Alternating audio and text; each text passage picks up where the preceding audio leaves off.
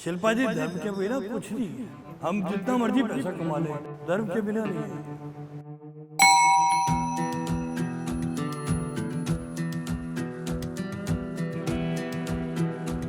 हिंदुस्तान में घर जो है एक बड़ा सेंटिमेंटल इशू है। हर आदमी चाहे वो झुग्गी में रहता हो, वो कहता है मैं झुग्गी भी मेरी अपनी होनी चाहिए, मेरी किराए की नहीं होनी चाहिए। मैं हूं आपके साथ शिल्पा भावना और आप देख रहे हैं आपका फेवरेट प्रोग्राम एक मुलाकात शिल्पा भावना के साथ। क्या किसी एरिया में जहां पर इंडस्ट्रीज का इतना बड़ा दबदबा होता है, क्या उसका असर रेजिडेंशियल इन्वेस्टमेंट के ऊपर पड़ता है? जब से ट्रैफिक की प्रॉब्लम खड़ी हुई है, तब से कोई भी आदमी नोएडा टू गुड़गांव या गुड़गांव टू दिल्ली ट्रैवल नहीं करना चाहता। भारत में जो घर हैं वो सेंटिमेंट से जुड़े हुए हैं। यहाँ मैं देख रही हूँ बनाने वाला भी सेंटिमेंट से ही जुड़ा हुआ है उनको।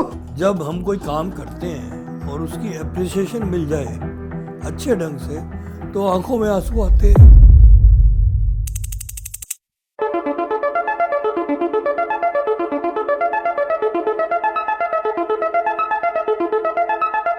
राम राम सा, कैसे हैं आप सब लोग? भाई, हमारे देश में जहाँ पर पानी बदलता है तो वहाँ पर वाणी भी बदल जाती है। और आज हम लोग राजस्थान आ गए हैं, तो मैंने कहा थोड़ा राजस्थानी स्टाइल में आप लोगों का वेलकम कर लिया जाए।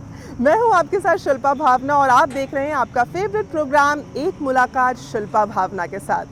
दोस्तों, राजस्थान में सिंह द्वार कहा जाता है अलवर को। तो यहाँ की जो कलाकंद की मिठाइयाँ हैं उसकी मिठास भी बहुत फेमस है। और उसके साथ साथ ये चारों तरफ से जो ये अरावली की पहाड़ियों से घिरा हुआ है वो इसे बहुत खूबसूरत बनाती है। लेकिन क्या आप जानते हैं कि अलवर आजकल और भी बहुत सारी चीज़ों के लिए चर्चाओं में है, जैसे कि जो फ्यूचर में आने वाला रियल एस्टेट का इंडस्ट्री है उसके बारे में यहाँ पर क्या कुछ हो रहा है, और साथ में फ्यूचर में इन्वेस्टमेंट के लिए यहाँ पर क्या क्या अपॉर्चुनिटी है।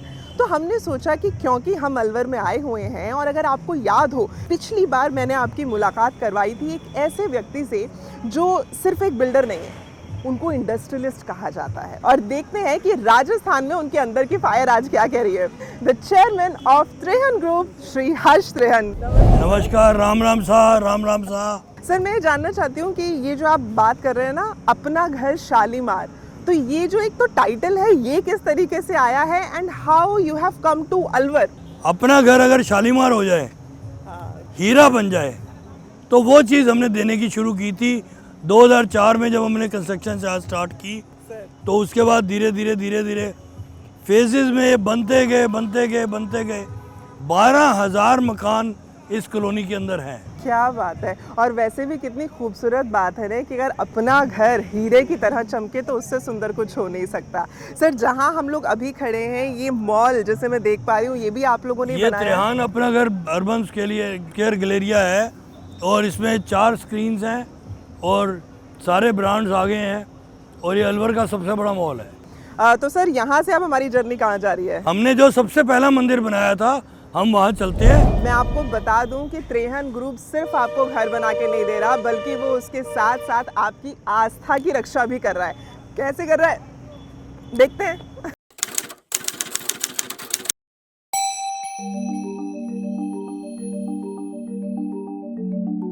ये आप लोगों ने पहला मंदिर बनाया यहाँ पर? शिल्पा जी, ये सबसे पहला मंदिर बनाया था क्योंकि जब हमने एक कॉलोनी बनाई तो इसमें तकरीबन 1200 मकान बनाए थे पहली बारी, और तब यहाँ पे मंदिर नहीं था।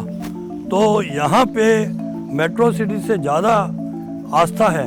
लोग रोज़ सुबह हर परिवार मंदिर में जाना पसंद करता है। तो इस मंदिर का नाम हमने सर्वमंगल धाम रखा था और इसमें हर चीज़ ज़रूरत की जो इनकी ज़रूरतें हैं, ये एक होता है ऐच्छिक और एक होता है अनिवार्य।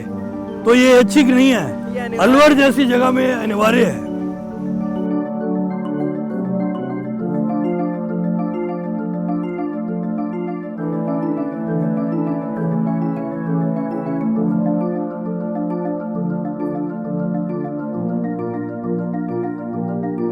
देखिए, जहाँ हम लोग एक तरफ तो बोलते हैं ईंट पत्थरों का काम, और वहीं पर आप इतने इमोशन से भी भरे हुए हैं, ये कैसे होता है सर?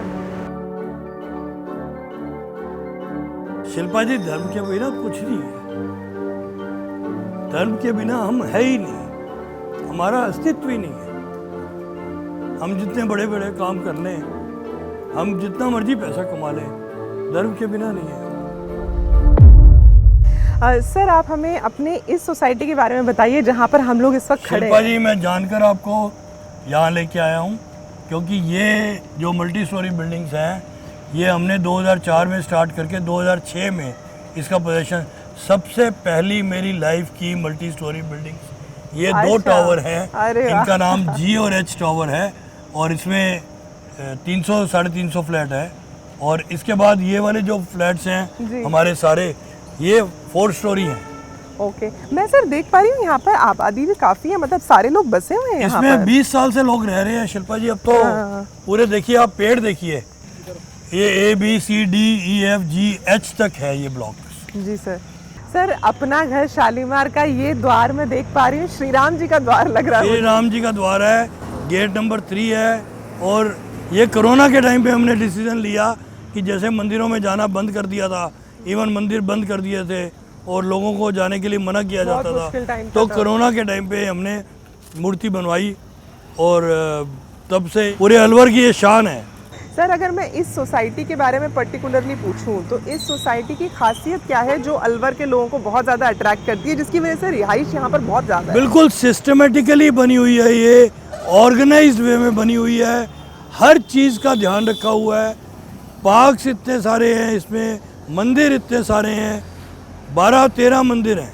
12-13 मंदिर। हाँ। अपना घर शालीमार में। हाँ, क्योंकि ये सोसाइटी यहाँ से लेके रेलवे लाइन तक गई है। अच्छा, तो हम भी वहाँ तक जाएंगे सर? हम भी वहाँ तक जाएंगे।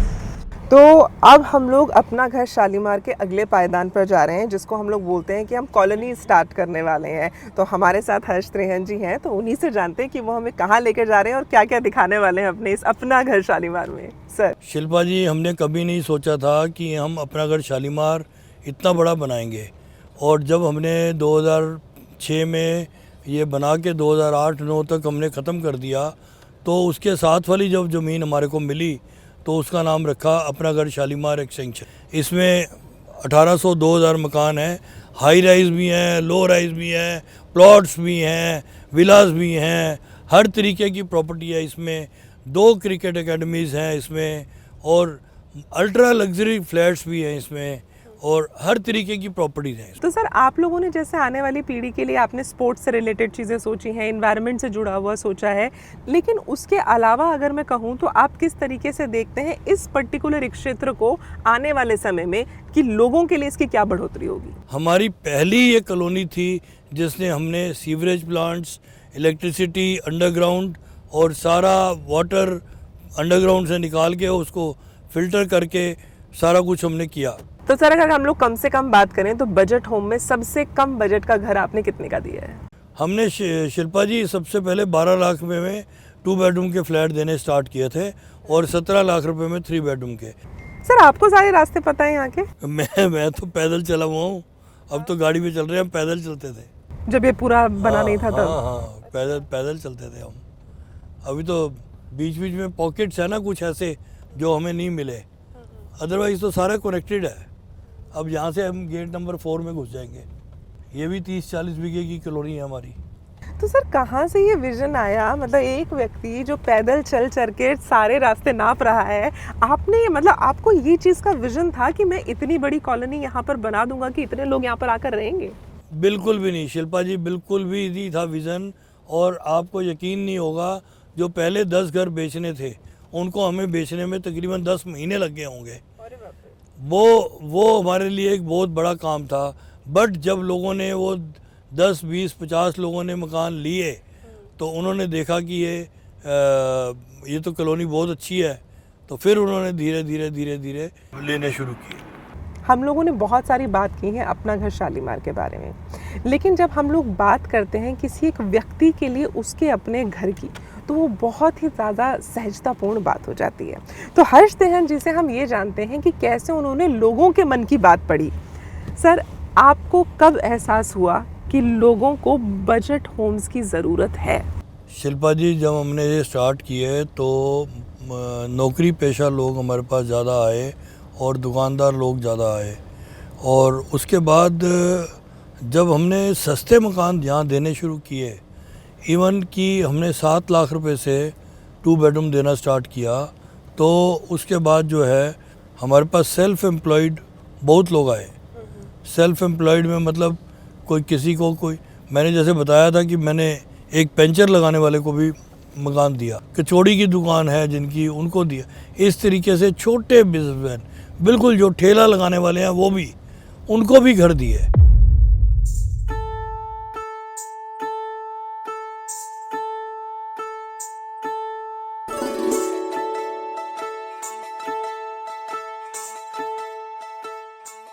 तो सर हम तो अलवर का रियल एस्टेट समझने आए थे, आपने हमें राम जी के दर्शन करा दिए। शिल्पा जी, ये राम मंदिर मेरी जान है, और अभी इसके साथ हमने ये जितनी भी ज़मीन आप देख रहे हो जी, ये हमने एक्वायर की है। इसमें हम अयोध्या एनक्लेव बनाने जा रहे हैं। अच्छा, तो बेसिकली इस इसका राम नाम मंदिर का ही विस्तार है? विस्तार है। ओह, इसका नाम हमने रखा है अयोध्या एनक्लेव विस्तार।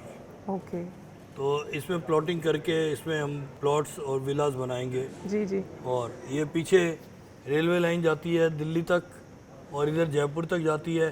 पीछे पहाड़ियाँ हैं, शाम को नज़ारा बहुत सुंदर हो जाता है, और हवा चलती है खूब अच्छी यहाँ पे, क्योंकि पहाड़ होने की वजह से थोड़ा सा एरिया में भी फ़र्क पा जाता वो अरावली इफेक्ट आ रहा है है। उसके और इस अंदर। साइड आप देखिए, ये हमारी हाई राइज बिल्डिंग्स हैं, हाँ, जो कि शालीमार हाइट्स के नाम से हमने बनाया है ये प्रोजेक्ट। तो ये भी शालीमार अभी बन हाइट्स, रहा है ये अभी तक बन रहे हैं और बिक गए हैं, सब बिक चुके हैं, सर? ओके, 100% सोल्ड आउट है। सोल्ड है। Very nice, very nice. तो ये हमारा है। मैं अब आपको नीचे लेके चलता हूँ इसके हॉल में, जो कि 16,000 फुट का हॉल है, और फिर मैं आपको सिया रसोई दिखाऊंगा, जिसमें 1000 से 1200 आदमियों का खाना रोज बनता क्या है। बात इस टाइम पे खाना शुरू हो बन जाता है।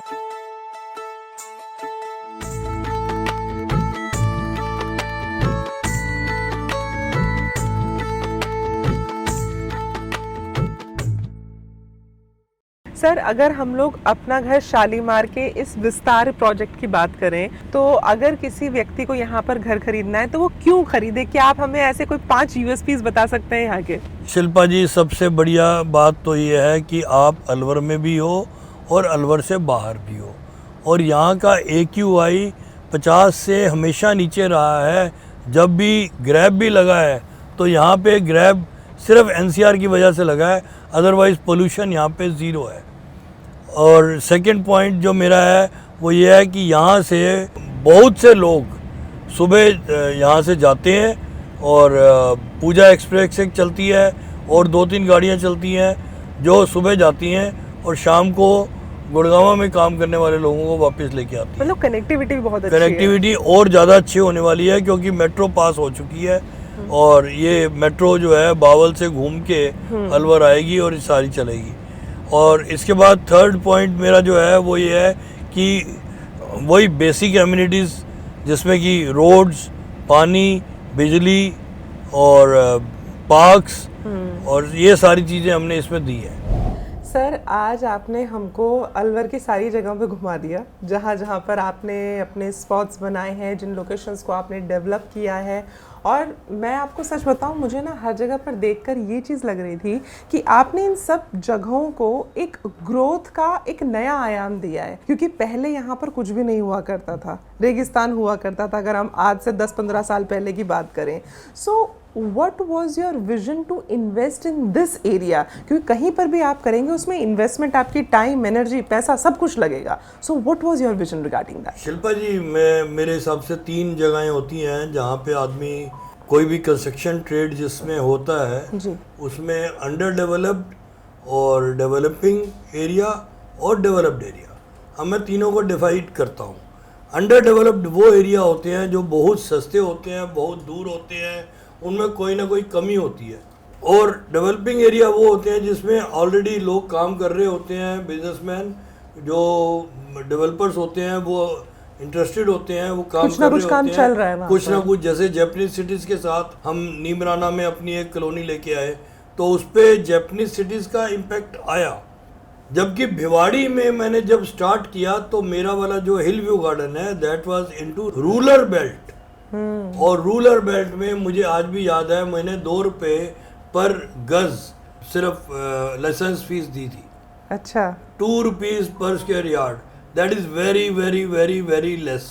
जबकि आप जैसे गुड़गांव में काम करते हो या किसी डेवलप्ड एरिया में काम करते हो तो ईडीसी आईडीसी होती है, एक्सटर्नल डेवलपमेंट चार्जेस और इंटरनल डेवलपमेंट चार्जेस, वो सारे जो है वो 1000 रुपये गज तक जाते हैं, 2000 रुपये गज तक जाते हैं। तो इट इज़ ऑल डिपेंड कि आप करना क्या चाहते हो। आप अगर फर्स्ट टाइमर को घर देना चाहते हो तो ऑब्वियस है कि आप सबसे सस्ता घर दोगे, और सबसे सस्ता घर देने के लिए आपको अंडर डेवलप में जाना पड़ेगा।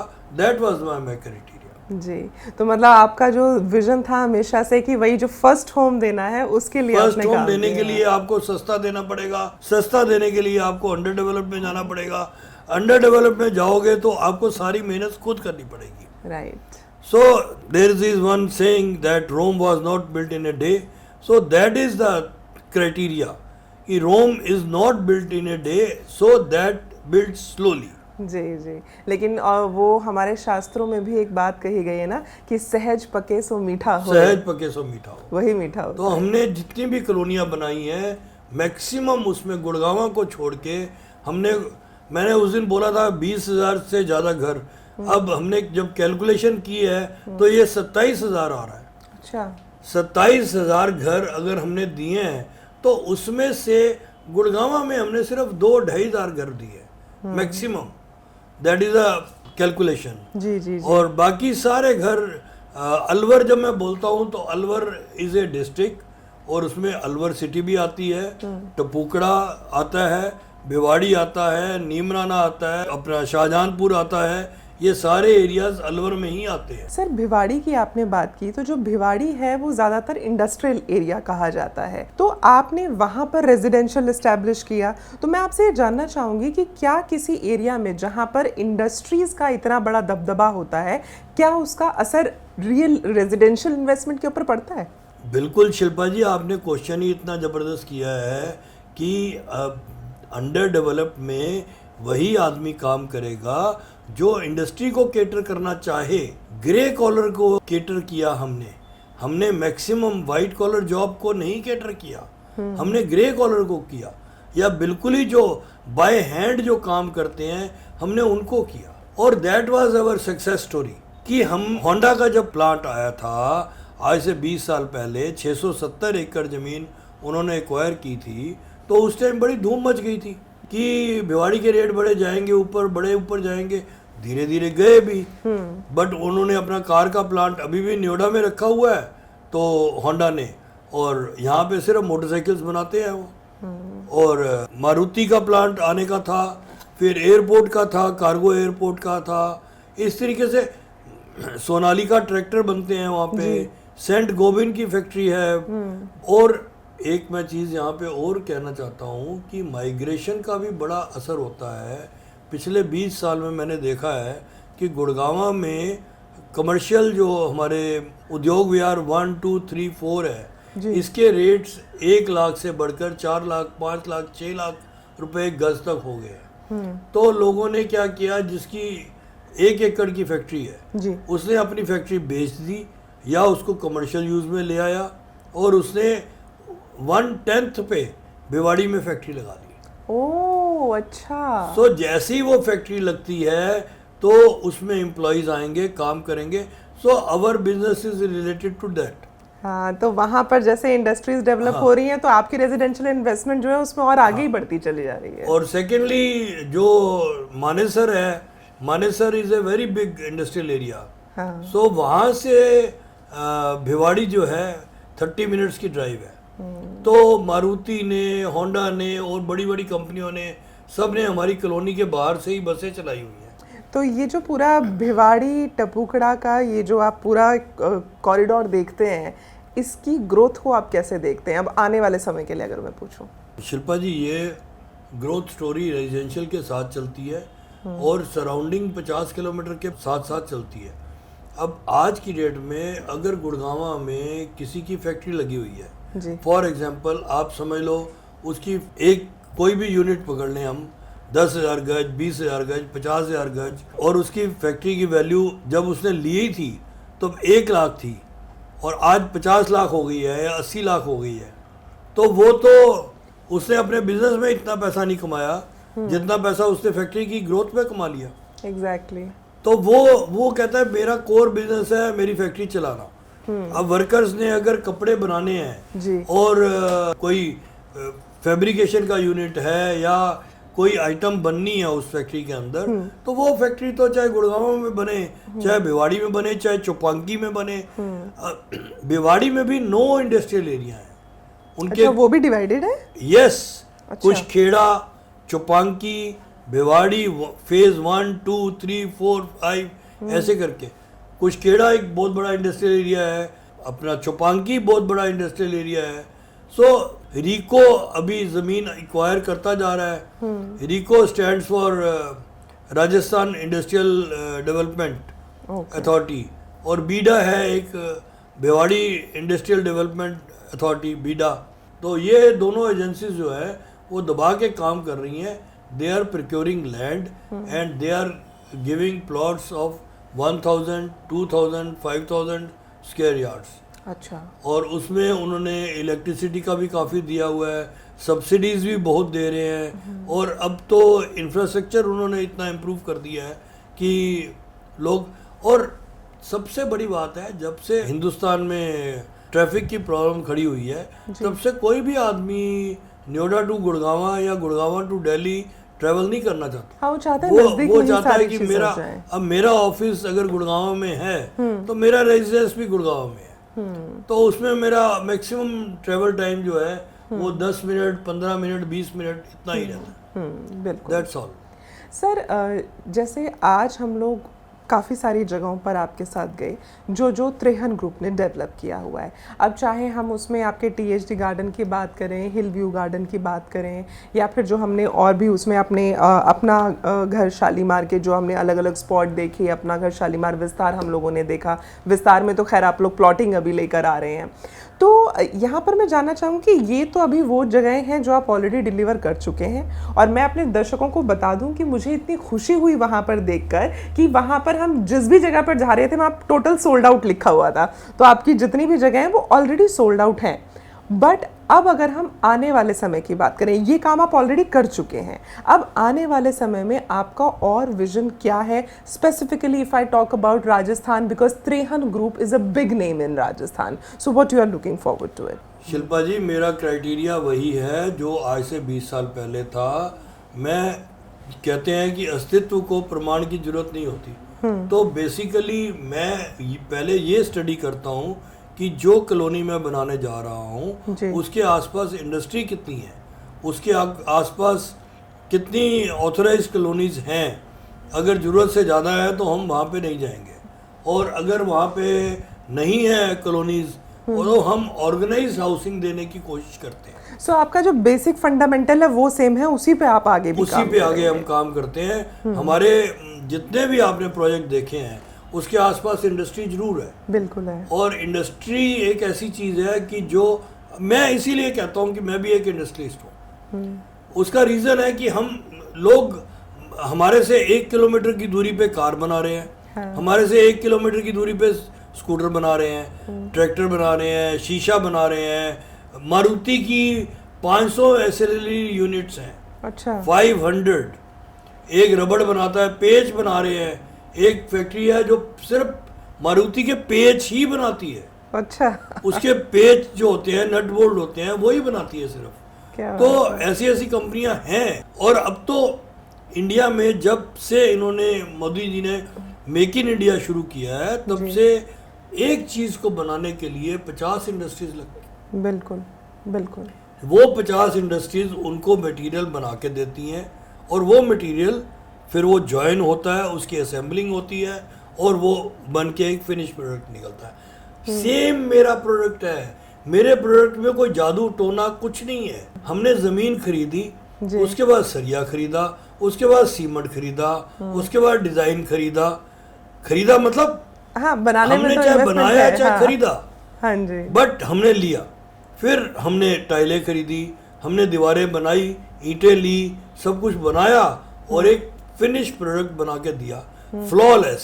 जो कि बिल्कुल बिना किसी बनावट के बिना हो, इमोशंस भी डाले हैं, ईश्वर को भी याद रखा है, नेसेसिटीज को भी याद रखा है, क्लीनलीनेस को भी याद रखा है, वेदर को भी याद रखा है कि अगर वेदर जिस तरीके का है उस हिसाब से भी कंस्ट्रक्शन में वो चेंजेस किए जाते हैं। तो अगर आप साउथ वेस्ट बिल्डिंग बना रहे हो तो उसकी डायरेक्शन, सूरज की डायरेक्शन को देख के भी डिजाइनिंग होती है। ये कुछ लोगों को पता है, लेकिन बहुत सारे लोगों को नहीं पता है कि हमेशा आपका जो प्लॉट है उस प्लॉट में सूरज कैसे चलेगा, उसको देख के उसकी डिजाइनिंग की जाती है कि ऐसा ना हो कि सारा दिन धूप जो है आपके बेडरूम में आती रहे और आप परेशान रहे। तो उसकी डिजाइनिंग इस तरीके से होगी कि गर्मी भी ना रहे, सर्दी भी ना रहे।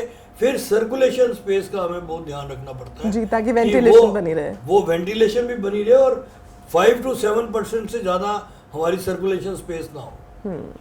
ये चीज़ें सारी हमें ध्यान रखनी पड़ती है। सर मैं जैसे देख पा रही थी कि आपने जो चीज़ें बनाई हैं घर देने के लिए लोगों को, उसके अंदर आपने हाई राइज भी बनाए हैं, आपने लो राइज भी बनाए हैं, आपने प्लॉट्स भी बनाए हैं, इंडिपेंडेंट फ्लोर्स जो हैं उसके लिए। तो आपको क्या लगता है कि आज के समय में अगर हम इस तरह के बेल्ट की बात करते हैं जहाँ पर आप घर डेवलप कर रहे हैं, तो वहाँ पर इंडिपेंडेंट फ्लोर्स की डिमांड अभी ज़्यादा हो रही है, शायद इसीलिए प्लॉट की ज़रूरत है ज़्यादा? शिल्पा जी, ऐसा है कि ये सारी चीज़ कनेक्टेड है फाइनेंस से, इकोनॉमिक्स से।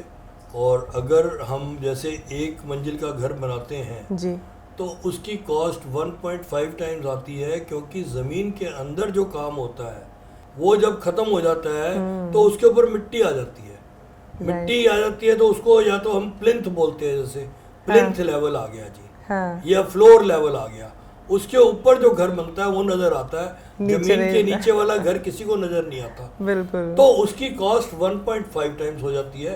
अगर उसी चीज को हम 3 गुना ऊपर ले जाते हैं तो वो जो कॉस्ट 50% हमने नीचे इनकर की थी, वो 3 पार्ट्स में डिवाइड हो जाती है, 4 पार्ट्स में डिवाइड हो जाती है। ये सारी कैलकुलेशंस की गेम है। इसमें अगर आपने सस्ती चीज देनी है तो वो 3 मंजिल, 4 मंजिल तक, 5 मंजिल तक भी ठीक है। आफ्टर 5 फ्लोर्स, ये आर्किटेक्ट और स्ट्रक्चर ड्राइंग का क्वेश्चन है। After 5 floors the structure is changed, उसमें सरिया बढ़ जाता है। ये बड़ी इंपॉर्टेंट चीज़ है। 5 मंजिल के बाद सरिया बढ़ जाता है, 3 मंजिल के बाद लिफ्ट लगानी पड़ती है, 1 मंजिल अगर आप बनाते हो तो 50% कॉस्ट ज़्यादा आती है। तो इस सारे फैक्टर्स को हम बीच में हमें रखना पड़ता है, तब हम एंड प्रोडक्ट दे सकते हैं। एग्जैक्टली। तो अब वही है, मेरे को तो ये बात समझ के बहुत अच्छा लग रहा है सर कि चाहे 1 मंजिल हो, 2 मंजिल हो, 3 मंजिल हो या पूरा हाई राइज हो, आपने सब कुछ बनाया है। त्रेहन ग्रुप की हर जगह पर जो है महारत रही है। तो अगर आने वाले समय में हम अब जानना चाहें कि क्या कुछ खास है जो त्रेहन ग्रुप की तरफ से लोगों के पास आएगा, क्योंकि ये तो हम समझ गए हैं कि अभी अपना जो अलवर वाला इलाका है या भिवाड़ी टपुकड़ा है या फिर यहाँ पे हम लोग गुड़गांव की तरफ जब एंटर करते हैं, तो गुड़गांव में जब आप आए हैं तो यहाँ पर आप जैसे बता रहे हैं कि यहाँ पर आपने 2000 के करीब जो है वो घर डिलीवर किए हैं, 2500 के करीब। अब आप लोग यहाँ पर लग्जरी में भी आ रहे हैं या यहाँ पर भी बजट होम लेकर आ रहे हैं, क्या कुछ खास आ रहा है? शिल्पा जी, मैंने जैसे बताया आपको, मैं इंडस्ट्रियलिस्ट हूँ। मैं इसके साथ लेमैन के लिए, जो आजकल के बच्चे हैं उनके लिए मैं एक मैसेज देना चाहूँगा। मैं एक दुकानदार भी हूँ। जिस तरीके से एक दुकानदार करियाने की दुकान वाला होता है, उसके बाद सुई से लेके सारी चीज़ें होती हैं। सुई भी होती है, धागा भी होता है, बटन भी होते हैं, इलास्टिक भी होता है, रबड़ भी होता है और बिस्किट भी होते हैं, केक भी होता है, सब कुछ होता है। उसी तरीके से हम अपनी इंडस्ट्री को चला रहे हैं और हम हर चीज़ रखना चाहते हैं आगे आने वाले टाइम में भी। अब आज की डेट में मेरे 2 प्रोजेक्ट जो है वो सबसे ज़्यादा इम्पोर्टेंट है, जो मेरे दिल के करीब है। एक तो नीमराना में मैं प्लॉटिंग दे रहा हूँ, जिसके कि बड़ी अच्छी उसकी लोगों को एप्रिसिएशन मिलेगी। That is on the highway near the Japanese zone. तो एक तो वो है मेरा, और सेकेंडली मैं गुड़गांव में लग्जरी फ्लैट्स भी दे रहा हूँ। और इसके साथ साथ हमारे जो सोना में मिड रेंज के फ्लैट्स बन रहे हैं, जो बजट होम्स जिनको हम बोलते हैं, क्योंकि आज की डेट में गुड़गांव में 1.25 से 1.5 करोड़ का घर देना it's a very difficult job. जी आप अगर 1.5 करोड़ का घर किसी को दे रहे हो और उसमें 3 बेडरूम्स हैं और 2 फैमिलियां, 2 भाई हैं या मदर फादर के साथ कोई आदमी रह रहा है और बड़ी पीसफुल लिविंग में वो रहना चाहता है विद पार्किंग, विद टेरेस और एक आधा छोटा बेसमेंट में कमरा बना दिया स्टडी के लिए, तो ये इवन 3 फैमिलियां भी रह सकती हैं। कई जगह जिनके पास पैसा नहीं है वहाँ पे 2.5 फैमिलियां, 3 फैमिलियां भी रह रही हैं जी। तो मेरी तो प्रायोरिटी सारी है जी मैंने बताया ना, मैं दुकानदार हूँ, मुझे तो रबड़ भी बेचना है, मुझे इलास्टिक भी, कप भी, गिलास भी, सब कुछ बेचना है मुझे तो जी। और सब चीज़ों की डिमांड होती है। ऐसा कुछ नहीं है कि एक दुकानदार सिर्फ एक ही चीज़ को बेच रहा है, ऐसा कुछ नहीं होता। सब चीज़ों की डिमांड होती है मार्केट के अंदर। अल्ट्रा लग्जरी की भी है, लग्जरी की भी है और बजट होम्स की भी है। हाँ, The only thing is you have to knock to the right door. Yes, and budget homes की डिमांड सबसे ज़्यादा इसलिए होती है कि हिंदुस्तान में अभी जो मनी डिवाइडेशन है जी वो अभी प्रॉपर नहीं है। India is a developing country. जिस दिन ये डेवलप हो गया उस दिन 80% लोगों के पास अच्छा पैसा होगा। आज की डेट में 80% लोगों के पास मिड रेंज के पैसे हैं या कम हैं। और जिस तरीके से हमारी एजुकेशन पॉलिसी हिंदुस्तान की है और जो अर्बनाइजेशन हो रही है, तो ये हमारी जो मार्केट है रियल एस्टेट की, जी ये आने वाले 10, 15, 20 साल में कभी भी डाउन नहीं जाएगी। और अगर किसी को लगता है कि मैं गलत बोल रहा हूँ तो they are the speculators, they are not the industrialist. आप अगर इंडस्ट्री को स्टडी करना चाहते हो तो एजुकेशन के थ्रू स्टडी करो, राइट, अर्बनाइजेशन के थ्रू स्टडी करो। आप उसमें सारी चीज़ें आपको समझ आ जाएंगी कि आज कोई भी बच्चा जो पढ़ा लिखा है, वो कोई भी बच्चा गांव में नहीं रहना चाहता। वो चाहे कस्बे में रहे, शहर में रहे, गुड़गांव में रहे, भिवाड़ी में रहे, बट वो अच्छे तरीके से रहना चाहते हैं, बिल्कुल। और सेकंड एक चीज़ मैं और बताना चाहता हूँ, over a period of time, पिछले 20 साल में हमारी लाइफ में एक चेंज बहुत बड़ा आया है। Every women is a working women. Yes, ये एक बहुत बड़ा चेंज आया है। Almost 95% womens they are working. पहले ये नहीं था, पहले लेडीज़ घर पे रहती थी और जेंट्स कमा के लाते थे। आज की डेट में वो कहते हैं कि 1 लाख आपकी सैलरी, 1 लाख मेरी सैलरी, 2 लाख हो गए, 2 लाख में से हम 1 लाख की EMI देंगे और 1 लाख से अपना घर चलाएंगे। बिल्कुल। तो ये एक बहुत बड़ा चेंज फैक्टर आ रहा है। तो सर, जो हमारी युवा जनरेशन है, यंग जनरेशन है, इनके लिए आप कोई टिप्स देना चाहेंगे, होम बाइंग टिप्स, जो कि अब अपना पहला घर खरीदने की कगार पर हैं, तो उनको किन किन बातों का ख्याल रखना है आपके हिसाब से? क्या टिप्स देना चाहेंगे आप उन्हें? देखिए, वॉरेन बफे ने बोला था कि you start saving your money from the age of 5। So मैं कहूँगा चलो 5 नहीं, आप 10 से सेव करना शुरू करो, या जिस दिन से आपकी जॉब लगे आप एक परसेंटेज फिक्स कर लीजिए कि मुझे 10%, 15%, 20% सेव करना है। और अगर आपकी वाइफ भी वर्किंग है, आप भी वर्किंग हो और आप 25% भी सेव करते हो तो 50% हो गया दोनों का मिला के। So you can afford your house. और शिल्पा जी, एक चीज़ मैं और बताना चाह रहा हूँ, मैं पूरा वर्ल्ड घूम चुका हूँ, ऑलमोस्ट वर्ल्ड घूम चुका हूँ।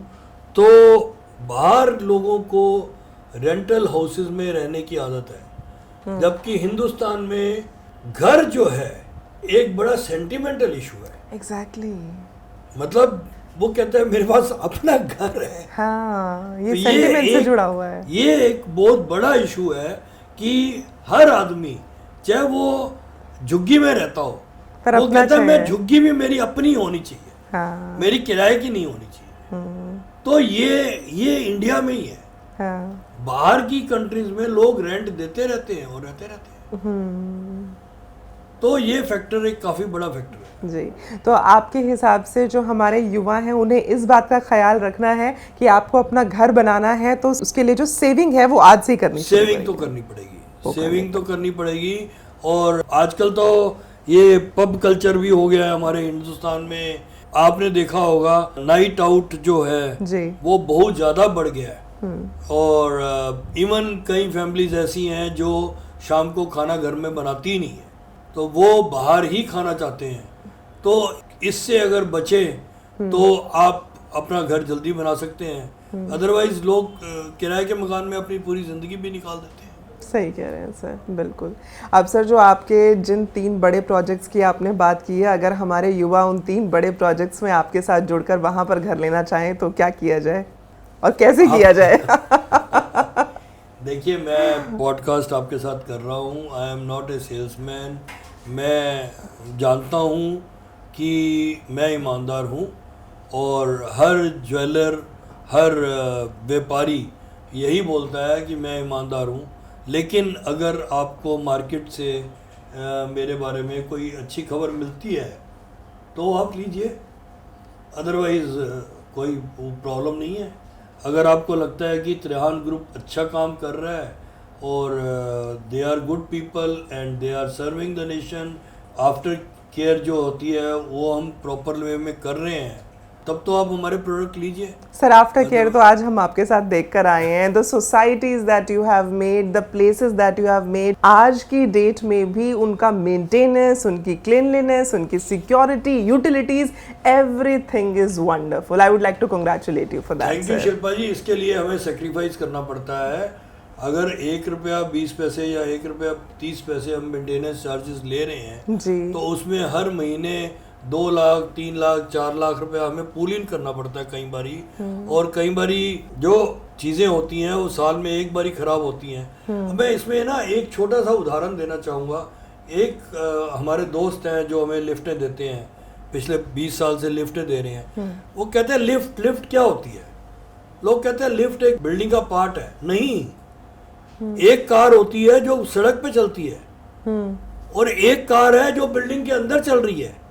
लिफ्ट वो होती है। यस।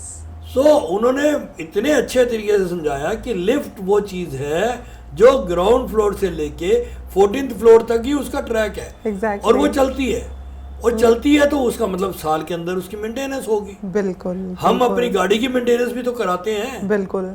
सो मेरे को उनका समझाने का ढंग इतना अच्छा लगा। मैंने कहा यार बात तो बिल्कुल ठीक है। और ये कितनी सारी लाइव्स को बचाने की भी बात है ना सर। हाँ, ये तो उसमें लिफ्ट जरूरी होती है। जो 4 मंजिल से ऊपर बिल्डिंग होती हैं जी, उनके अंदर लिफ्ट जरूरी होती है। और फायर फाइटिंग की खर्चे आते हैं, और चीज़ें होती हैं ऐसी, कॉमन लाइटिंग होती है, काफ़ी चीज़ें होती हैं, सोलर भी है, सबको मेंटेन रखना पड़ता है। जी। तो सारा काम होता है उसमें। नहीं, बट रियली सर हम आपको बहुत बहुत बधाई देना चाहेंगे। Thank आपने you जी, बहुत thank you, अच्छे से ये thank you। काम किया है।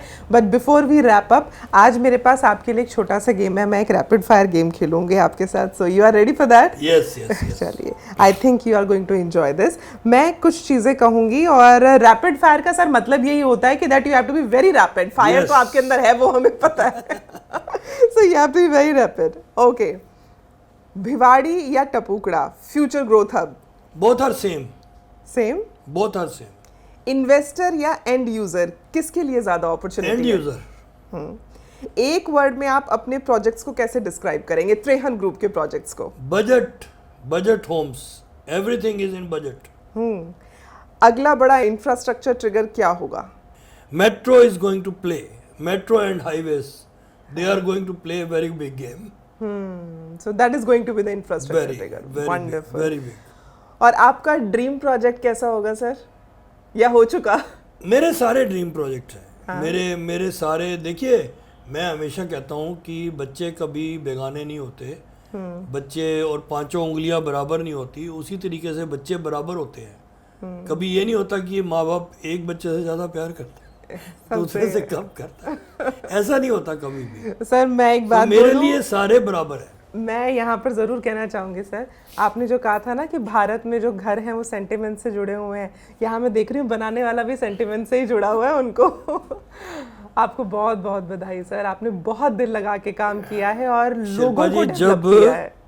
जब हम कोई काम करते हैं और उसकी एप्रिसिएशन मिल जाए अच्छे ढंग से तो आंखों में आंसू आते हैं। अगर एप्रिसिएशन नहीं मिलती है तो दुख होता है। तो मेरे को इतनी खुशी है कि मैंने जितने भी घर दिए हैं आज तक जितने भी घर दिए हैं, लोग खुश हैं उसके अंदर। दैट इज द रीज़न कि मैं खुश हूँ। दैट इज द रीज़न कि मैं हेल्दी भी हूँ, मैं आगे काम भी करना चाहता हूँ, मैं खुश भी हूँ और लोग चाहते हैं कि त्रेहान के घर खरीदें। वाह। और सर हम उम्मीद करते हैं कि आपका ये जो खुशी बांटने का जो सफ़र है ये हमेशा यूं ही जारी रहे। Thank you Shilpa, thank you, thank you so much sir. तो दोस्तों दिस वाज हर्ष त्रेहन। अब जिनके नाम में ही हर्ष आता है तो वो तो बहुत सारे लोगों को हर्षित करने के लिए लगे ही हुए हैं, और त्रेहन ग्रुप ऐसे बहुत सारे घर लेकर आ रहे हैं जो सभी के ज़िंदगी में सिर्फ और सिर्फ खुशियां बांटेगा। So if you would like to get associated with Trehan group, most welcome. हम भी आप तक लगातार जो है इनकी अपडेट्स पहुंचाते रहेंगे। अगली बार फिर करेंगे मुलाकात। अच्छा सर, मेरा एक रैपिड फायर में लास्ट क्वेश्चन रह गया, तो जो हमारा पॉडकास्ट है, अगला पॉडकास्ट कब करना है? In one word. Near Diwali. Near Diwali. तो अब आप तैयार हो जाइए कि दिवाली के नज़दीक नज़दीक हम आपके लिए और भी कुछ खास लेकर आने वाले हैं। So till then, thank you so much. जय हिंद।